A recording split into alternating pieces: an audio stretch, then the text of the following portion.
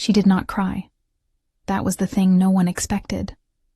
When Alpha King Caspian Drave read the sentence aloud in the great hall, his voice steady and cold as iron pulled from winter ground, when the word banishment fell into the silence like a stone dropped into still water, every eye in the room turned to Sarah Voss and waited for her to break.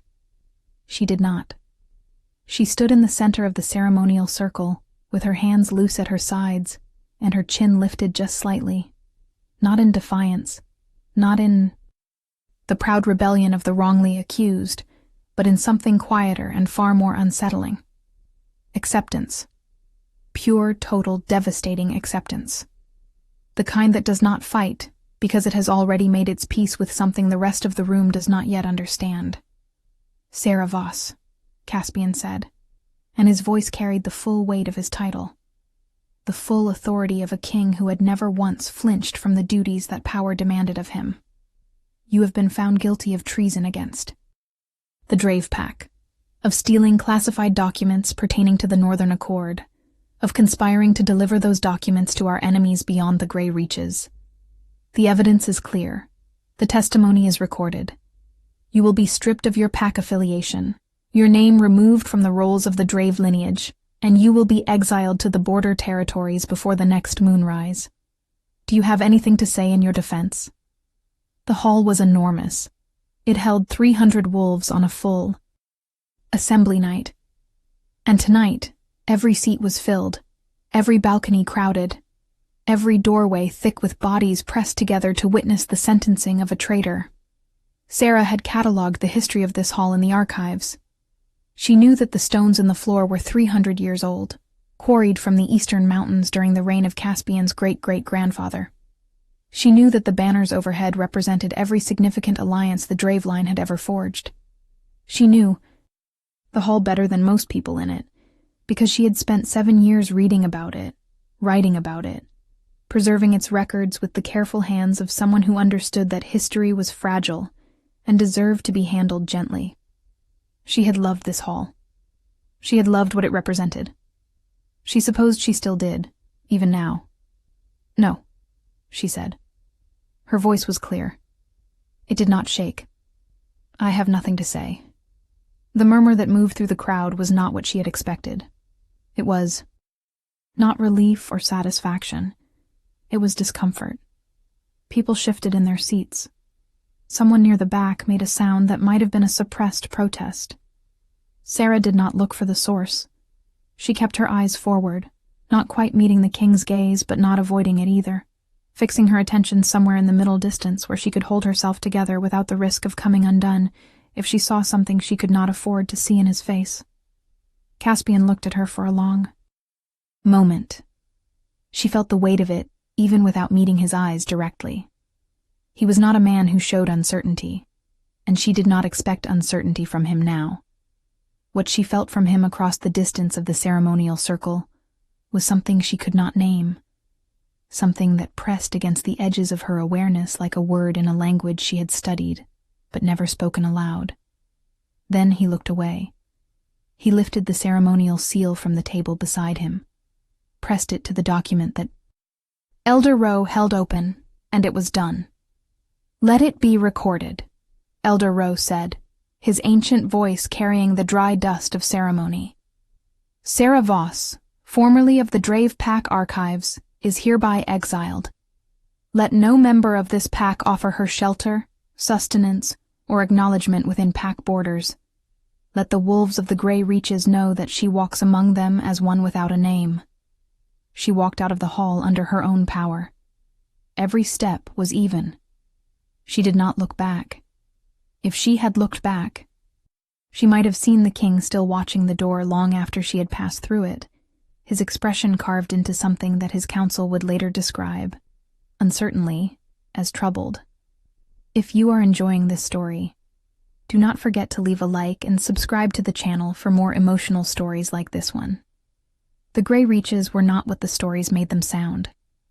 Every child in the Drave Pack grew up hearing about the border territories as a place of punishment and shadow, a wasteland where the exiled and the forsaken scratched out half-lives in the cold, without the warmth of pack bonds to sustain them. The reality was harder than the stories, and also, in its way, more human. The people who lived in the reaches had built something in the absence of everything the pack had taken from them.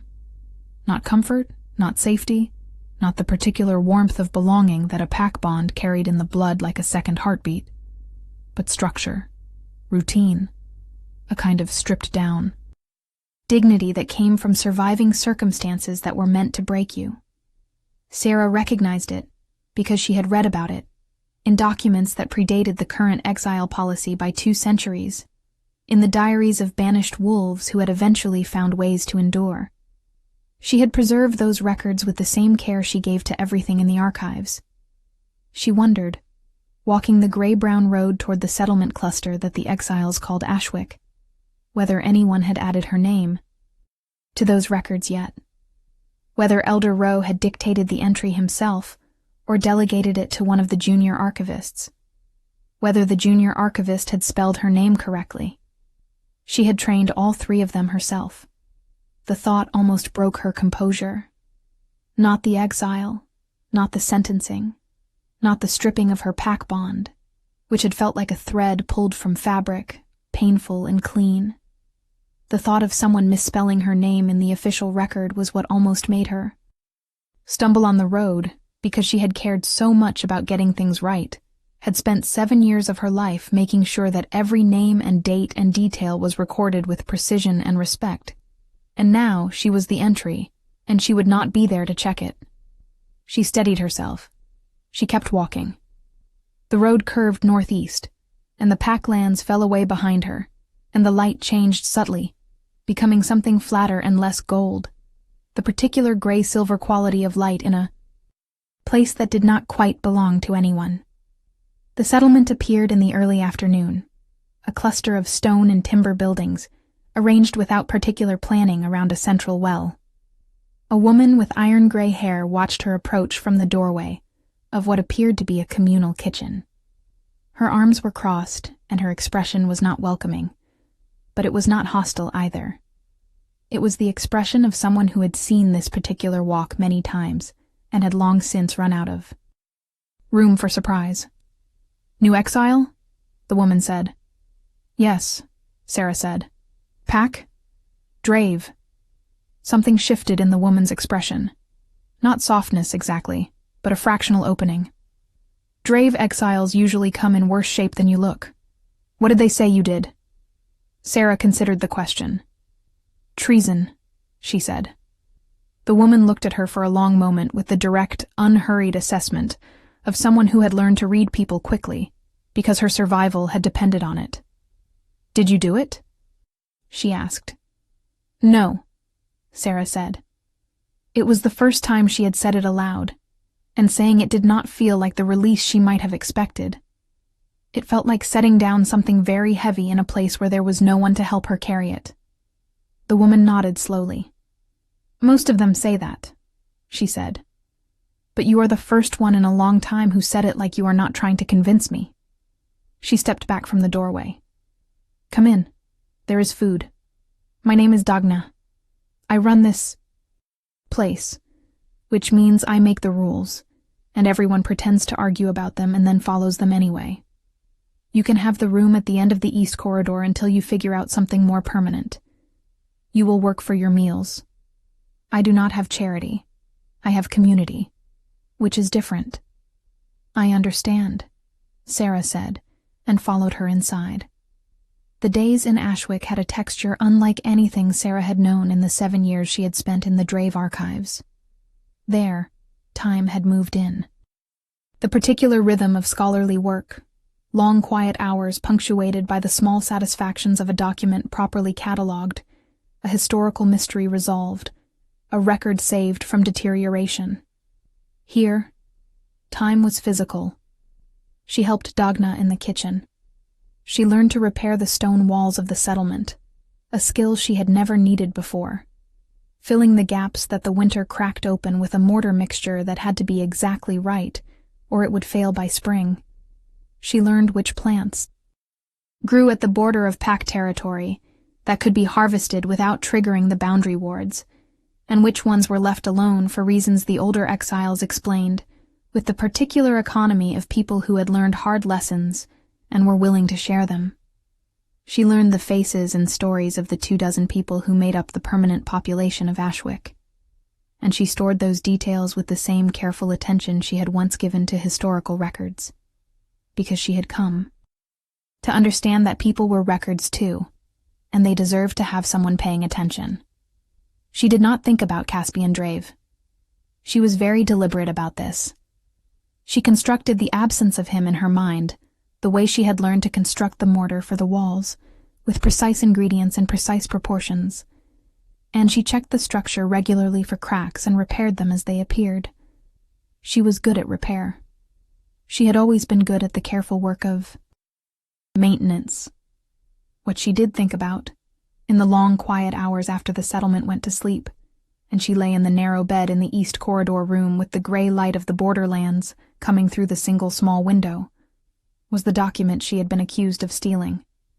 She thought about it the way you think about a puzzle you cannot quite set aside, turning it over in her mind, examining its edges. She had not stolen it. She knew precisely who had, and she had made the choice. Standing in the great hall with 300 wolves watching her, to say nothing.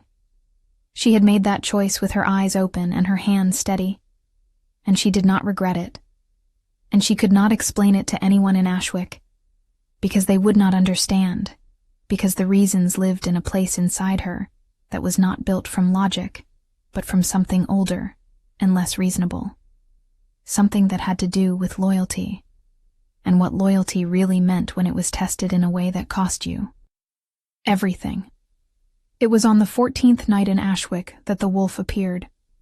Sarah had gone outside after midnight, because the room felt too small and the silence felt too loud. The particular combination that meant her carefully maintained composure was showing stress fractures and needed air to stabilize. She walked to the edge of the settlement where the open ground stretched toward the pack territory boundary, a line marked not by any physical barrier, but by the shift in the air itself, the change in pressure that a wolf without a pack felt in the bones. She had been standing there for perhaps 10 minutes, breathing slowly, when she became aware of eyes on her from the tree line.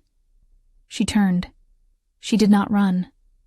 Running, in her experience, was an instruction to the thing watching you to decide what it wanted to do with you, and she had no interest in giving anything that option tonight. She turned and looked directly at the place where the eyes were, and after a moment, the wolf stepped out of the shadow between the trees and into the open ground, and she stopped breathing. She had never seen a wolf that size. She knew wolf sizes. She had read everything written about wolf forms in the Drave archives, the records of notable shifters, the historical accounts of powerful alphas and their pack animals, the biological documentation that the pack physicians maintained with clinical precision. Nothing in those records had prepared her for the reality of the creature standing 40 feet away in the gray-silver light. It was black, entirely black, without even the pale underbelly that most wolves of this size carried. It stood at the shoulder at a height that suggested a shifter of extraordinary power, the kind of power that was almost mythological in contemporary packs, the kind that showed up in the oldest records as something spoken of with a reverence that bordered on fear. Its eyes were the pale gold that Sarah associated with one specific lineage, one specific bloodline, one specific man. She knew who this was. She had always been very good at knowing things. "You should not be here," she said. Her voice was steady. She was impressed by that, distantly, in the way you could be impressed by something while also being unable to fully feel it, because the part of your brain responsible for feeling things had temporarily gone very quiet in order to concentrate on survival. You are outside your territory. If anyone in the pack council knew you had crossed the boundary, there would be consequences. The wolf did not move. It watched her with those pale gold eyes, and the watching had a quality to it that she recognized from the sentencing, that same pressing weight, that same sense of something being assessed with a patience that had no interest in rushing itself.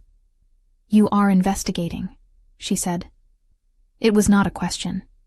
She had spent 7 years reading the histories of Caspian Drave's reign, and she knew things about him that he might not know. Were recorded. She knew he was methodical. She knew he had never, in 9 years of ruling, rendered a verdict without personally examining every piece of evidence first. She knew that the speed of her trial had been unusual for him. Driven by political pressure, she understood perfectly, because she had catalogued the records of that pressure too. She knew that it would have bothered him afterward, that something in the nature of the verdict would have snagged on whatever he used for a conscience, and refused to let go. She had known this, actually. She had known it standing in the great hall. She had chosen silence anyway. The wolf took 1 step toward her. She held her ground. It was not bravery. It was more that her feet had arrived at some independent agreement with the ground that they were not moving, and the rest of her had decided to respect that agreement. "I am not going to tell you anything," she said quietly. "I want you to understand that clearly. Whatever you are looking for, here, you will not find it from me. Not because I am protecting someone I should not be protecting, because I made a choice, and the choice was deliberate, and I am living with it." She paused. The wolf had gone very still. "You should go back. Whatever you think you know, whatever you think you are finding, it will cost more than the finding is worth. Go back, Caspian." The wolf's reaction to its name in her mouth was subtle. A slight change in the set of its shoulders. A fractional increase in the intensity of that pale gold gaze. Then it turned, slowly, and walked back into the shadow of the trees, and Sarah stood at the border of the gray lands alone in the silence, until her legs finally decided they had been still long enough. And she walked back to the settlement and went to bed and lay in the dark and did not sleep. What do you think will happen next? Leave your predictions in the comments below. In the palace, in the private study that only 3 people had ever been allowed to. Enter uninvited. Caspian Drave stood at the window with the fragment of document in his hand, and tried to reconcile 2 things that refused to be reconciled. The fragment had been found by his boundary patrol, clutched in the talons of a messenger hawk that had died somewhere over the eastern ridge, its flight path suggesting it had been dispatched from within pack territory, not from without. The fragment was partial, torn from a larger document, and what remained of the text was enough to confirm something that he had been trying not to confirm for 14 days. The document Sarah had been accused of stealing had not left pack territory. It had never been delivered to an outside party. It had been used internally, by someone who had needed it to disappear from the official record, and had arranged for Sarah to take the blame, because Sarah had access, and Sarah was quiet, and Sarah, apparently, could be relied upon to accept the consequences without making noise. He had not understood that part. He still did not entirely understand it. He had gone to the border last night, in wolf form, because he had needed to see her, needed the direct sensory evidence of her presence and state that a wolf could gather in ways that human perception could not. He had found her standing at the boundary line in the dark, like she was waiting for something, and when she had looked at him without fear and told him clearly that she would not help him, he had felt something shift in the deep center of himself with the slow grinding inevitability of tectonic plates. He had told himself, crossing back into pack territory, that the shift was simply the weight of evidence accumulating, the logical response to a wrongful exile becoming undeniable. He was very practiced at telling himself things like that. The fragment pointed to one of 3 people. He had spent the 14 days since the sentencing quietly eliminating possibilities, and he was down to 1. The remaining possibility was politically catastrophic in a way that made the Northern Accord negotiations look like a minor administrative inconvenience. It was also, based on the evidence, almost certainly true. Caspian had spent 9 years making decisions that were politically catastrophic when they needed to be, and he was not going to stop now because this one came with a personal cost attached. He called his head of intelligence before dawn. He laid out what he had found. He watched the man's face go through the same. sequence of realizations that his own face had gone through, compressed into a shorter time frame because he had provided the map. Then he said the name of the person he believed responsible, and he watched the intelligence chief's expression arrive at the same reluctant conclusion. "This will be complicated," the intelligence chief said. "Most true things are," Caspian said.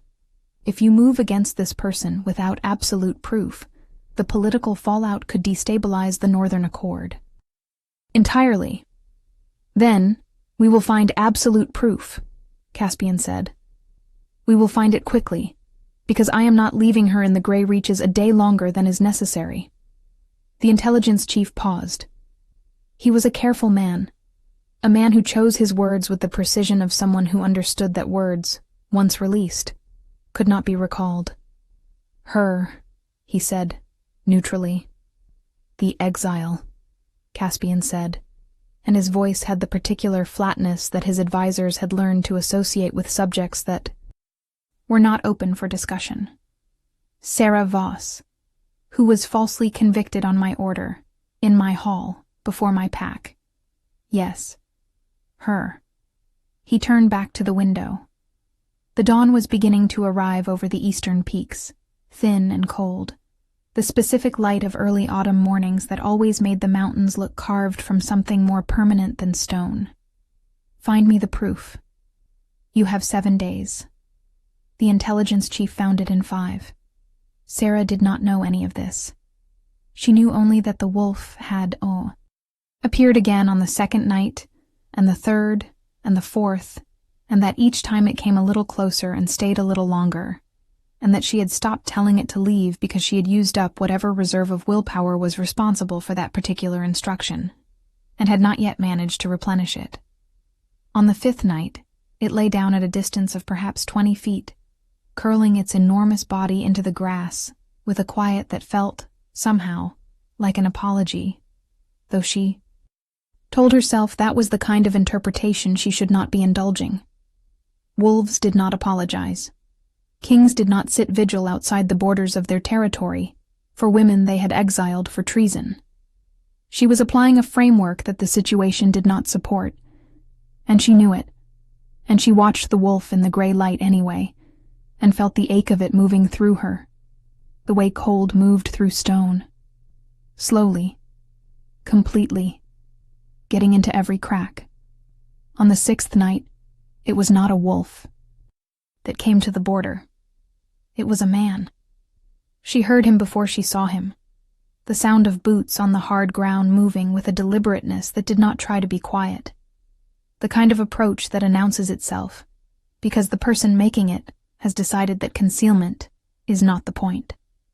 She was sitting on the low stone wall at the settlement's edge, which had become her habit, the place where she came when sleep was not available, and she needed to make peace with the open air. She did not get up when she heard him. She did not look toward the trees. She waited.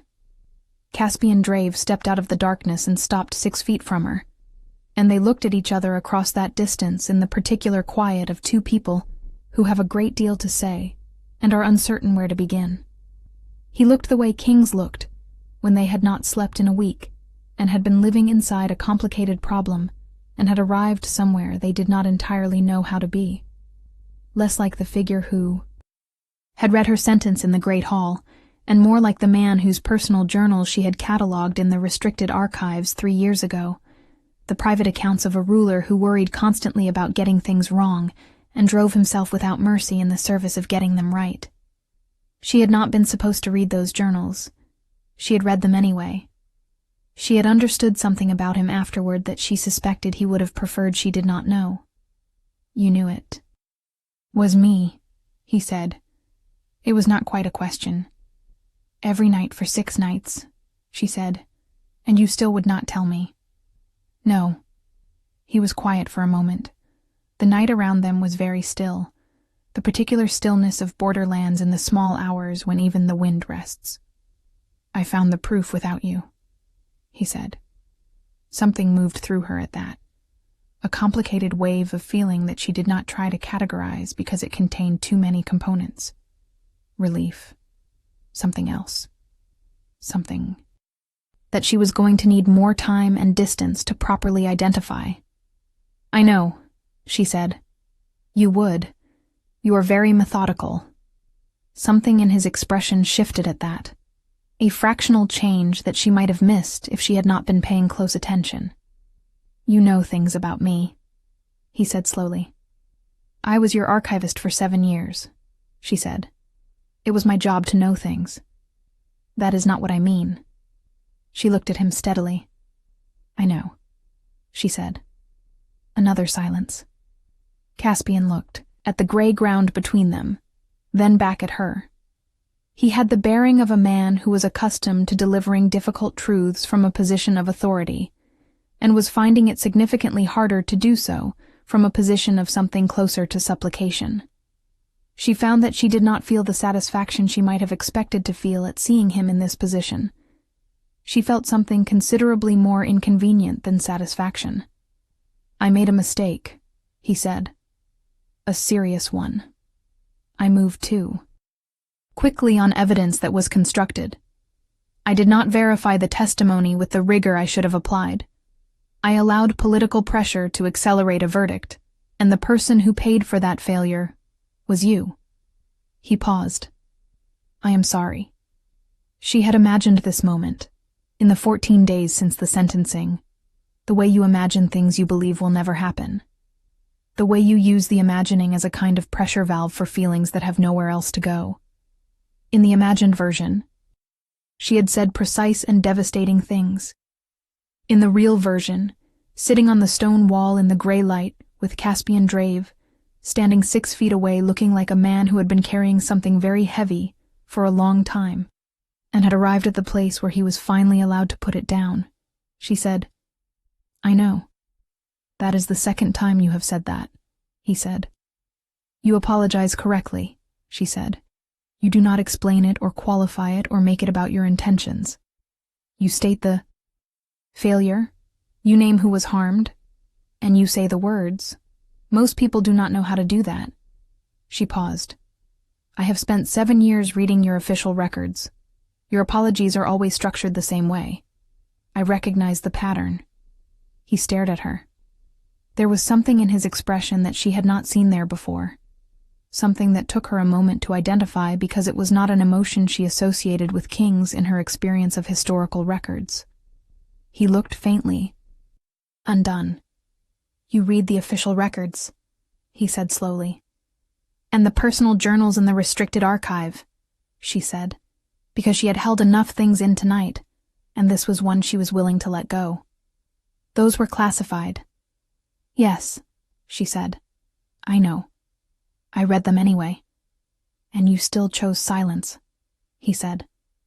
"Even knowing, you chose to take the exile rather than say the name."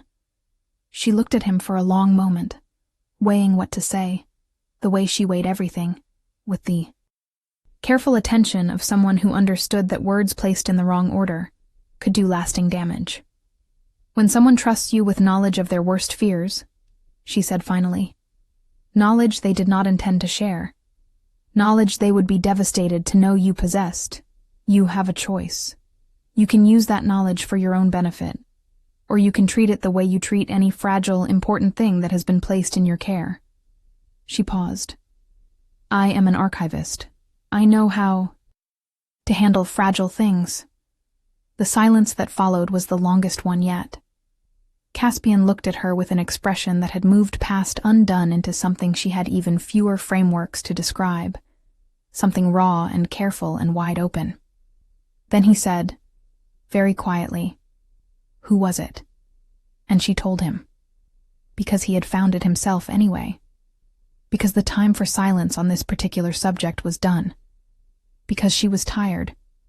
And the truth had weight that she had been carrying alone for 14 days, and setting it down.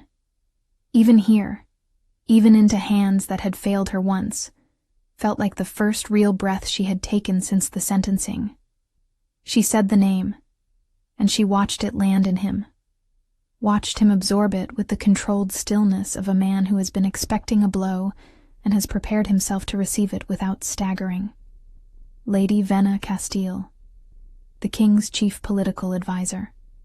the architect of the Northern Accord negotiations, the woman who had constructed a 15-year career out of being indispensable, who had needed that document to disappear because it contained evidence of a secondary agreement she had made on the king's behalf without his knowledge, an agreement that would have unraveled the official accord and her position along with it, who had chosen Sarah because Sarah was quiet and competent and had access, and had never anticipated that Sarah would simply accept the exile without speaking. She did not know why you were silent, Caspian said, and it was not quite a question. No, Sarah said. She thought I was afraid of her, or that I lacked the evidence to refute the accusation convincingly. She paused. She did not consider the third option. That you would protect her. That I would protect the accord, Sarah said. The accord was more important than what she did to me. If I had spoken, the investigation would have consumed the negotiations. The Northern Pack Alliance would have dissolved. 60 years of political groundwork. She shook her head slightly. I have read the history of what happens when that alliance fails. I was not going to be the reason it failed again. Caspian was very still. You protected an agreement that benefits my kingdom, he said carefully, by allowing yourself to be exiled for a crime you did not commit. Yes. At the cost of your position, your home, your pack bond. Yes. For 60 years of political groundwork that most people in this pack do not know exists. I know. It exists, she said. I catalogued it. He looked at her for a very long time, with an expression that had arrived somewhere beyond words, somewhere in the territory of feeling that language is only an approximation of. Then he sat down on the stone wall beside her, not close enough to be improper, close enough to be deliberate, and he looked out at the gray-silver landscape of the borderlands and was quiet for a while. She let him be quiet. She was good at quiet. She had spent 7 years in archives, which were the natural habitat of quiet people who understood that silence was not absence, but a kind of fullness. I need to go back, he said finally. There is a great deal to do. Venna will be arrested by dawn. The accord will need to be examined. The secondary agreement she made will need to be addressed. He paused. And your name will need to be restored. Publicly and completely, with a full accounting before the entire pack. I understand, she said. I do not know yet how long it will take to arrange the ceremony properly, he said. A few days, perhaps a week. I want it done correctly. He was quiet for a moment. You will stay here until then? I do not have a great deal of other options, she said. No, he agreed. And there was something in his voice then, something quiet and careful, and very much not the voice of a king conducting official business. Something that moved through her like the first note of a song you had been trying to remember for years and had finally heard again. I suppose you do not. He stood. He looked at her one more time, with that same open expression that she was going to need significant time and distance to process properly. Sarah. Yes, she said. The journals, he said. The restricted archive. I would like to know, eventually, what you found in them, what you understood. He paused. I think you understood things that I have not allowed anyone else close enough to see. She looked up at him in the gray light. I think, she said carefully, that is a conversation for after the ceremony. Something moved in his expression that was very close to the beginning of a smile, careful and unpracticed, like an expression that had not been used in a long time and was finding its way back. Yes, he said. I think it is. He turned and walked back toward the tree line, and she sat on the stone wall and watched him go, and felt something in the carefully maintained structure of her composure begin to shift in a way. That was not a crack, but an opening, a door, a possibility she had not quite permitted herself to consider until now. If you want to see how this story ends, make sure you are subscribed with notifications on. The formal restoration ceremony was scheduled for 7 days after Caspian's visit to the border, but the preparations that preceded it began almost immediately, and their ripples reached Ashwick long before the official messenger arrived with the summons. Dagna heard the news first, from a trader who came through Ashwick 3 days later with supplies and the particular gleeful urgency of someone carrying significant gossip. Lady Venna Castile had been arrested. The arrest had been conducted at dawn, discreetly, with the minimum of ceremony that the situation required, but the Pack Council had been convened within hours, and by midday the arrest was official record, and by evening the story was moving through the pack with the speed that important stories always achieved in communities built on shared bonds and communal attention. The traitor had the broad outlines more or less correct, and had embellished them in the way that traitors always embellish things, because embellishment was a professional courtesy to the audience. But the core of it was true enough. Lady Venna had used documents she had no right to use, had framed an archivist to cover the evidence, had been found out, had been arrested, and the archivist was to be publicly restored. Dagna came to find Sarah in the kitchen, where Sarah was methodically chopping root vegetables with the particular focused energy that she brought to physical tasks when her mind was doing something complicated in the background. Dagna stood in the doorway and looked at her for a moment before saying anything, with the assessment of someone who had watched this woman for 3 weeks and had arrived at conclusions she had not shared. "You knew," Dagna said. "Yes," Sarah said without looking up from the vegetables. "And you still did not say it?" "No." Dagna was quiet for a moment. "That was either very principled or very foolish," she said. "Probably both," Sarah said. "The messenger came from the palace this morning," Dagna said. "While you were in the East Field. You are summoned for a restoration ceremony in 4 days." She paused. "They sent a royal carriage." Sarah set down the knife. She looked at her hands for a moment. The practical, careful hands of a woman who had spent 7 years handling fragile things and 3 weeks building walls and learning the geography of exile. Then she looked at Dagna. "I did not expect a carriage," she said. "No," Dagna said. "Neither did I." She crossed the room and sat down at the kitchen table with the comfortable authority of a woman who had built this space and had every right to it. And she looked at Sarah with the direct gaze of someone who had nothing left to be diplomatic about. "I have had a lot of exiles come through Ashwick in 11 years. Some of them deserved what they got. Some of them did not. Most of them were somewhere complicated in between. But in 11 years, I have never had one sent back in a royal carriage. And I have never had one who sat on that border wall every night for 3 weeks without asking anything of anyone." She paused. "Who were you protecting?" Sarah considered the question. Outside the kitchen window, the gray-silver light of the border lands moved across the stone of the settlement courtyard. Familiar. Now, the particular quality of light she had come to associate with a kind of peace that was not happiness, but was something, a stripped-down and honest version of okayness that she thought might be more durable than the more comfortable version she had known before. "The pack," she said, "and someone who was too frightened to protect himself." Dagna looked at her for a long moment. "The king," she said. "The accord," Sarah said. "The 60 years of work that he does not know is at risk. The alliance that keeps the northern border stable and the pack safe. I was protecting that." She paused. "And yes, him. Also him. I am aware of the inconvenience of that."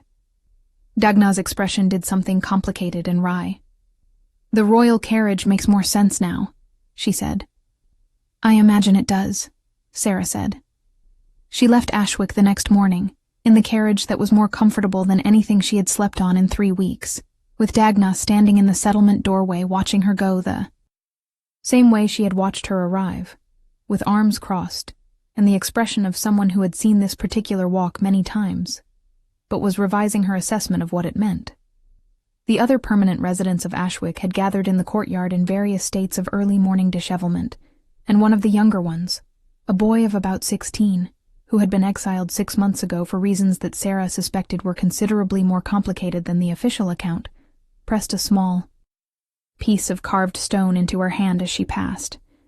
It was rough-shaped but recognizable, a wolf's head, and she held it in her palm for a moment, before putting it carefully in her pocket. She would not forget Ashwick. She would write about it when she was back in the archives and had access to paper and the proper tools. She would record the names of the people there and the things they had built from nothing, and the particular dignity that survived in the absence of pack bonds and official recognition. She would write it carefully and accurately, and she would place it in the historical record where it belonged, because things that deserved to be remembered deserved someone paying attention. The drive to the palace took half a day. She spent it looking out the carriage window at the landscape shifting from border gray to pack gold as they moved into Drave territory, watching the familiar countryside of her previous life pass by with the slightly altered perspective of someone returning from a place that had changed her in ways she had not yet fully mapped. The forest she had driven through dozens of times looked the same and different, the way anything looks when you have spent time in a place that showed you what you were made of and you have discovered that the answer is something you can live with. The palace gates arrived in late afternoon, and the guards there came to attention in a way that suggested they had been specifically briefed on her arrival, and the Ao carriage moved through the courtyard and stopped at the main entrance where, to her considerable surprise, Elder Rowe was waiting. He was very old, and he had been elder of the Drave pack for 37 years, and he had the expression of a man who had presided over many ceremonies of many kinds, and had learned to hold his face neutral in the face of the unexpected. He did not quite manage neutral when he saw her step out of the carriage. He managed something that was technically neutral in structure, but had warmth underneath it. The warmth of a man who had known her since she was a girl of 19, first entering the archives, and had never entirely believed what he had been asked to record about her. "Sarah," he said. "Elder Rowe," she said. "I am glad you are back," he said. And the simplicity of it broke something small and tight in her chest that had been braced against elaborate apologies and formal proceedings. She took a breath. She held herself together. "Thank you," she said. "I need to check the archive entry," she said. "The one from the sentencing. I need to verify the spelling of my name." Elder Rowe blinked. Then he made a sound that was clearly the beginning of a laugh that he had converted at the last moment to a cough. "It is spelled correctly," he said. "I made sure of it myself." "Good," she said. "That is good." She was given her rooms back, her old rooms that had been left more or less as she had left them, because no one had wanted to displace her. "Things in case," Elder Rowe explained carefully. "There was reason to restore her, and everything needed to be in its proper place." She stood in the center of her sitting room with her few Ashwick possessions, and looked at the shelves of books, and the desk she had worked at for 7 years, and the window that looked out over the palace gardens, and felt the specific disorientation of someone returning to a version of themselves. They were no longer quite the same person as. The room was the same. She had changed. The work of the next few days would be determining what fit and what needed to be renegotiated. She did not see Caspian that first day, or the next. She was visited by the head archivist, who expressed profound relief at her return with the particular eloquence of a man who had spent 3 weeks doing her job and discovered that he had significantly underestimated the amount of work it involved. She was visited by the palace physician, who checked her over with professional thoroughness and declared her in reasonable health for someone who had spent 3 weeks doing manual labor in the border territories. She was visited by the intelligence chief, who asked her a series of precise questions about what she knew regarding Lady Venna's actions, which she answered with the same precision she brought to everything, and who thanked her afterward with a formality that contained something more complicated underneath it, something that felt like the beginning of a different kind of respect. She was not visited by the king. She was aware of this in the way she was aware of most things, precisely and without performing feelings about it. He was dealing with the political consequences of Lady Venna's arrest, which were, as she had anticipated, considerable. The Northern Accord was under review. The secondary agreement Venna had made without authorization was being carefully unwound. The council was in emergency session. There was a great deal to manage, and Caspian Drave had always managed the things he had to manage before he managed the things he wanted to manage. She knew this about him. She had read 7 years of records that documented it. On the morning of the 3rd day, she returned to the archives. She walked through the familiar rooms with their smell of old paper and binding glue, and the particular dust that accumulated only in places where knowledge was stored in large quantities. And she felt the spaces of her chest open in a way they had been closed for 3 weeks, the particular relief of a person returning to the environment in which they most fully exist. She went to the restricted archive first, and she found the section where she kept the record of wrongful exiles, the historical documentation she had assembled over years from cases spread across centuries, and she added an entry. She wrote her own name. She wrote the date of the exile and the date of the return.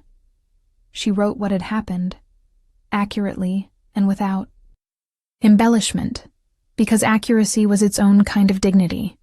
She spelled everything correctly. She double-checked it twice. She was at her main desk, working through the backlog that had accumulated in her absence, when she became aware of a presence in the archive entrance. She did not look up immediately.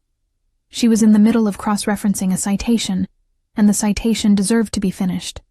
She finished it. Then she looked up. Caspian Drave was standing in the entrance to the restricted archive, still and quiet, with his hands loose at his sides, in a posture she recognized from her 7 years of observation as a posture that did not belong to a king conducting official business. It was his private posture, the one that appeared in the journals, but not in the official portraits. The one that meant he was present as a person, rather than a ruler. He was looking at her with the expression that she had been carrying in the back of her mind since the night at the border. The one she still did not have adequate words for, but had begun to think of, privately, as the expression he kept for things he had not yet figured out how to protect. "The archive looks well," he said. "It always looks well," she said. "I spent 3 weeks in the borderlands, and it looks well because I built good systems before I left." "Yes," he said. "I read the systems documentation while you were gone. Your deputy kept referring to it." He paused. "You wrote documentation for your own absence."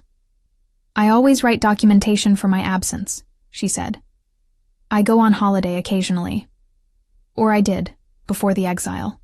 It is good practice." He came into the archive then, moving with the careful awareness of someone entering a space that has its own rules, and she tracked him with the peripheral attention she kept for things that required monitoring without being stared at. He stopped at the reading table a few feet from her desk, and she looked at him properly, and they were quiet for a moment in the way that 2 people who have already said several important things to each other can be quiet, the silence feeling populated rather than empty. "The ceremony is tomorrow morning," he said. "The full council will be present. The pack elders, the senior wolves." He paused. "I will read the restoration statement myself. I wanted you to know that." "You do not need to do that," she said. "I know," he said. "I want to." Another pause. "There will also be a formal acknowledgement of what you did. The protection of the Accord during a period when you had every reason to expose it and save yourself. The council is—" He paused, selecting the word with visible care. "Impressed is an inadequate word. Humbled may be closer." "I would prefer if the acknowledgement were kept relatively brief," she said. "I am not comfortable with being made a figure in the record rather than a keeper of it." Something moved at the corner of his mouth. "I know," he said. "I have added a note to that effect." He looked at her for a long moment. "You are remarkable, Sarah." She looked up from her work and met his eyes directly, something she had been careful about managing in previous encounters, because direct eye contact with Caspian Drave had always produced a response in her that she had spent 7 years very effectively managing. She was less certain she could manage it now. "You came to the archive to tell me I am remarkable," she said. "I came to the archive," he said, "because I wanted to see you in the place where you make sense. And I wanted to ask you something that I would like to ask before the ceremony makes everything more complicated." She waited. He looked at her with that open, careful expression that she was going to need significant time to process, except that she was beginning to understand that time was not actually what she needed, that the processing had been happening steadily for 3 weeks in the borderlands and 7 years before that, and that what she actually needed was to stop managing and allow herself to simply know what she knew. "The journals," he said. "The things you understood about me that I have not allowed anyone else to see." He paused. "I want to know what they were. Not after the ceremony. Before. I want to know now, if you are willing to tell me." She set down her pen. She looked at him across the few feet of archive space between them. This man who had failed her completely and arrived at her border at midnight in wolf form. To acknowledge it, who had found the truth without her help, and was arranging to restore her name publicly, and was standing in her archive, asking to be known before the ceremony made him the king again. She thought about the journals, about the man in those pages who worried constantly about justice and whether he was administering it correctly, who had written, in the private record that no one was supposed to read, that the worst thing about power was that it insulated you from feedback, that people stopped telling you true things, that you could be wrong for years and never know it because everyone around you had an interest in your certainty. "You are afraid," she said, "of being wrong and never knowing it. It is the thing that drives you more than ambition or duty or any of the things you present publicly. It is why you are methodical, why you examine everything, why you went to the border yourself instead of sending someone." She paused. "You went to the border yourself because you needed to know if your read on the situation was accurate, and you did not trust anyone else to tell you if it was not." The silence that followed was the most complete one yet. The silence of something true, landing in a place that was not armored against it. He looked at her with an expression that had gone somewhere past undone, somewhere in the territory of being seen so precisely that the only response is something close to stillness. "Yes," he said, and his voice was very quiet. "That is exactly it." "I know," she said softly. "I have known for 3 years, since I read the journals." She paused. "I have not told anyone. I will not tell anyone." "I know," he said, and then, more quietly, "That is how I know I can trust you." She looked at him. He looked at her. The archive was very quiet around them. The old paper and the bound volumes and the carefully preserved records of everything the Drave Pack had ever been or done. All of it holding its breath in the way that spaces hold their breath when something is happening in them that will eventually be worth recording. "I think," Sarah said carefully, "that the conversation about the journals is not finished." "No," he agreed. "I do not think it is. And I think," she said, "that it is the kind of conversation that should not happen in the archive." "Where then?" She thought about it. "Somewhere outside," she said. "Somewhere the light is not gray. After the ceremony, when the political implications have been managed, and the Northern Accord has been reviewed, and the pack has settled, and you have done all the things you need to do first, then we have the rest of the conversation." He looked at her with something that had become, unmistakably, the beginning of a real smile, not the careful fractional version she had seen at the border, but something warmer and less guarded, and considerably more dangerous to her composure. "You are already making me wait," he said. "I am always going to make you wait for the things that matter," she said. "You should know that about me now." "I think," he said, "that I have always known it." He held her gaze for another moment, then stepped back toward the archive entrance. "Tomorrow morning. The ceremony begins at 9th hour." "I will be there," she said. "Yes," he said. "You will." He paused at the entrance. "Sarah, sleep tonight. You have earned it." She watched him leave.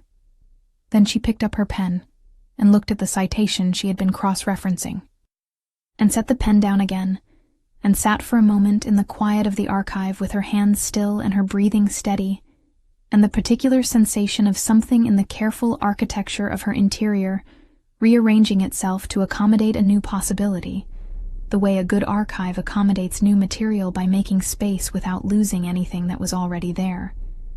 She picked up the pen again. She finished the cross-reference. She spelled everything correctly.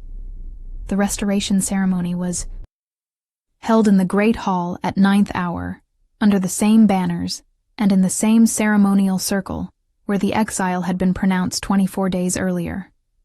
The hall was full, as it had been then, but the quality of the assembly was different, the same bodies in the same seats producing an entirely different frequency of attention, something leaning forward rather than sitting back, something with the quality of a community trying to understand how it had arrived at a mistake and what the shape of making it right might look like.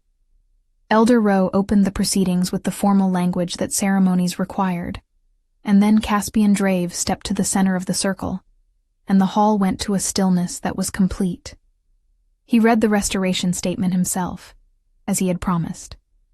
It was precise and thorough, the way his apologies always were, naming the failure clearly, naming what it had cost, naming who had been harmed, offering no qualification that softened what had happened, or dispersed the accountability into abstract forces.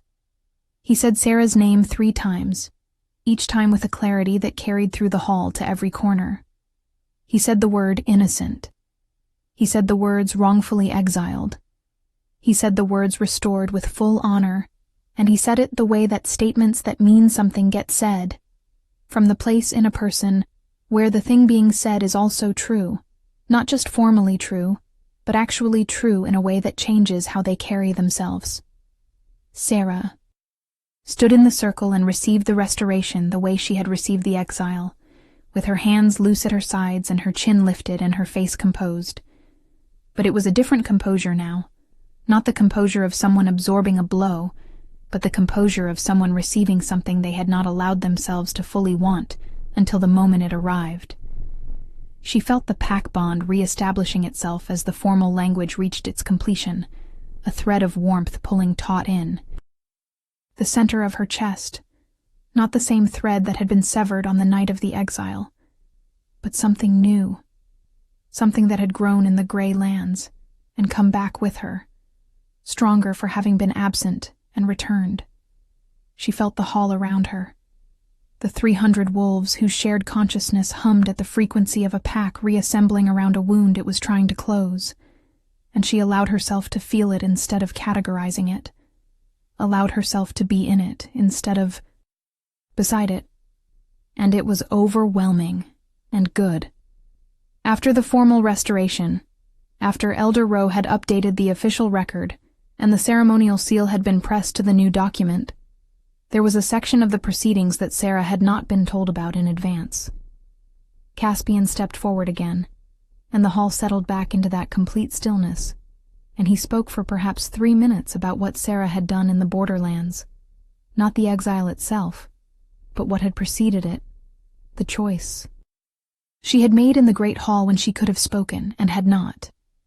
He did not use the word sacrifice, which was the word that most people in the hall would have reached for. He used the word responsibility, and he used the word knowledge, and he said that understanding the historical weight of a 60-year alliance and choosing to protect it at personal cost was the action of someone who understood what the pack was for in a way that most people who occupied positions of power did not. Because most people in positions of power had not spent 7 years learning why the pack had survived everything it had survived. He said her name again. He said it simply, without ceremony, the way you say the name of someone who is not a historical figure, but a person standing in front of you. She looked at him across the ceremonial circle. He looked at her. The hall was very quiet. She had spent 7 years recording other people's histories.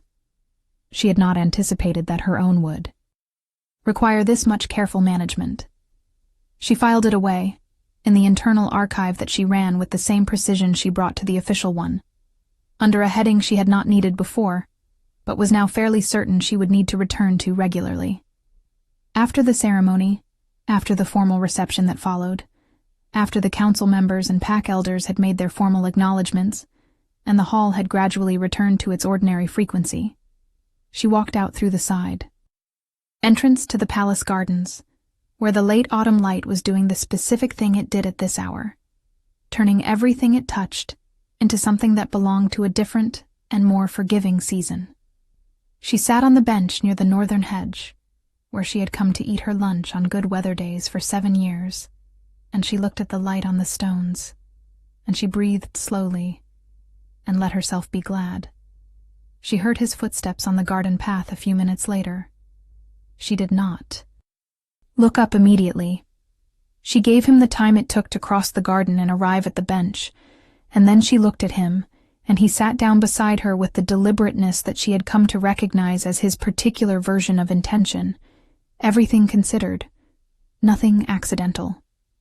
"The council meeting will begin in an hour," he said. "I know," she said. "I have perhaps 40 minutes," he said. She looked at the garden, at the light on the stones, at the late-season flowers that were still low, holding on with the particular stubbornness of things that know winter is coming and have decided to make the most of the time remaining. "Then we should not waste them," she said. He was quiet for a moment. Then he said, "I have been thinking about what you said in the archive, about the thing that drives me, about being wrong and never knowing it." He paused. "I have been thinking that the solution to that problem, the thing I have been missing, is someone who reads everything and tells me true things." "You have advisors," she said. "I have advisors," he agreed, "who have interests in my certainty. That is different." He looked at her. "You have no interest in my certainty. You have an interest in accuracy. That is what I need." She considered this. "You are describing a role," she said carefully. "I am describing a beginning," he said. "The role is negotiable. The accuracy is not." She turned to look at him, fully, with the direct gaze that she had been managing carefully for 7 years and had been significantly less careful about in the past 24 days. And she looked at him with the same attention she brought to everything she considered worth understanding. And he looked back at her without looking away, with the open expression that she was going to stop finding so difficult to name and simply call what it was. The face of a man who had decided to be known. "I need time," she said. "I know," he said. "I have been managing things carefully for a very long time," she said. "I am going to need to take this slowly." "I know," he said again. And the patience in his voice was real. The patience of a methodical man who had spent 3 weeks sitting at a border in wolf form and had clearly arrived at conclusions about what he was willing to wait for. "Sarah, I am not asking you to stop being careful. I am asking you to be careful in a direction that includes me." She looked at the light on the stones. She thought about the archive and the journals and the entry she had written for herself in the record of wrongful exiles, and the way a good archive made space for new material without losing what was already there.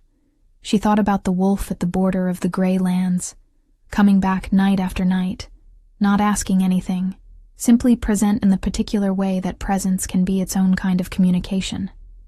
She thought about accuracy, and what it meant to record things as they were rather than as you wished they were, or feared they might be. "All right," she said. "In a direction that includes you." She paused. "Slowly. Slowly," he agreed. The garden was very quiet around them, the kind of quiet that had substance, the kind you could hold in your hands. In the distance, somewhere in the formal rooms of the palace, a bell marked the beginning of the hour, and she knew he would have to leave soon for the council meeting, and she knew she would return to the archive and the work that was waiting there. and she knew that all of this was beginning, not ending. The way restoration is not a return to what was, but an arrival at something new that has room for everything that came before. He stood. He looked at her one more time with that open, careful face. "I will find you after the council session," he said. "I will be in the archive," she said. "Yes," he said. "I know where to find you." He turned to walk back toward the palace, then stopped. "Sarah, the entry in the restricted archive, the one you wrote this morning, about the wrongful exile." She looked at him. "Yes," she said. "I read it," he said. "While you were in the ceremony. I went to the archive and I read it." He paused. "You wrote it with extraordinary care." "I always write things with extraordinary care," she said. "Yes," he said quietly. "I know. That is why it means what it does." He walked back toward the palace, and she watched him go, and sat in the garden for a few minutes more, with the late light on the stones, and the particular someone who has been through the thing they were afraid they could not survive, and has discovered that they are still themselves on the other side of it, changed but continuous, broken in some places but open in others, with the specific kind of quiet that lives in a person who has found, against all expectation, that the archive of their own life has room for chapters they had not planned. She stood. She walked back into the palace. She went to the archive, and she sat at her desk, and she picked up her pen, and she got back to work. If this story touched your heart, share it with someone who loves epic romance. Tell me in the comments, did you see this ending coming?